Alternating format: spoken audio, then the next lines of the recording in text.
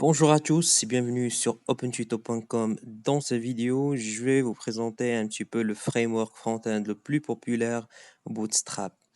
Bootstrap est actuellement en version 3, mais la version 4 is coming. Donc, soyez prêts pour recevoir la version 4 qui est actuellement en version alpha, mais qui sera disponible bientôt. Donc, qu'est-ce que Bootstrap? Vous avez déjà entendu parler de Bootstrap, mais vous savez pas ça sert à quoi. Qu'est-ce que déjà Bootstrap? Pourquoi l'utiliser? Donc, Bootstrap, c'est une collection d'outils HTML, CSS et JavaScript. Ces outils, ils ont été mis ensemble pour vous aider à développer des sites et applications web. Le framework a été créé en 2011 par Mark Otto et Jacob Thornton, deux salariés de l'entreprise Twitter. Donc, son objectif au départ était de proposer une bibliothèque de composants standards qui permettrait d'accélérer et d'uniformiser le développement des interfaces côté utilisateur. Bootstrap est de plus en plus connu et devenu le framework front-end le plus populaire pour développer des projets responsives et mobile first sur le web.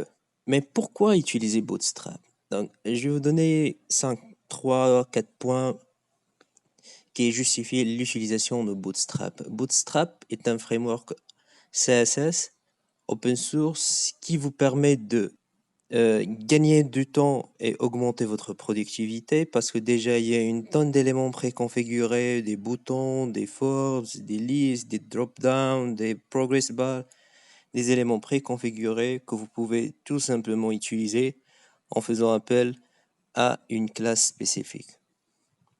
Il permet de faciliter la maintenance de votre site. Déjà, nous avons un code normalisé, donc très facile à maintenir. Il permet de garantir un aspect unique à votre site, quel que soit le navigateur utilisé. Donc, Bootstrap assure la compatibilité entre les navigateurs. Il vous permet d'avoir un site responsive, un site qui s'adapte automatiquement en fonction de votre écran ou périphérique, smartphone, tablette, ordinateur. Et bien évidemment, il y a d'autres raisons, mais les plus importants sont ces 4 points que je viens de citer. L'historique de Bootstrap. Voilà. Après la création et l'utilisation du framework Bootstrap en interne, l'entreprise Twitter a décidé assez vite de publier la première version de Bootstrap. C'est Bootstrap 1 en open source. Son code est disponible depuis août 2011.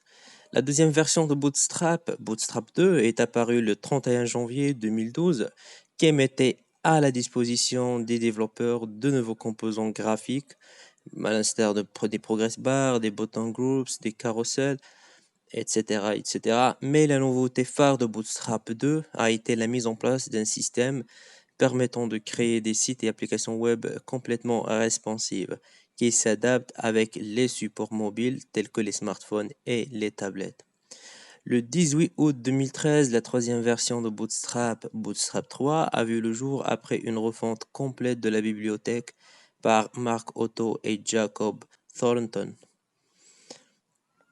Donc, et actuellement, la version 4 est en version alpha. Il n'est pas disponible dans une version stable. Donc, on doit attendre encore plus jusqu'à la sortie de la version stable et définitive de Bootstrap 4.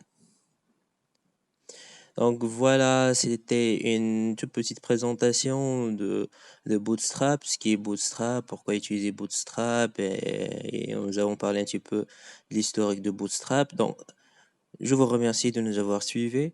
Si vous avez des questions, n'hésitez pas.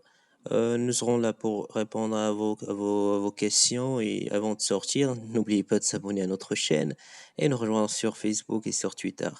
Bye bye et à bientôt.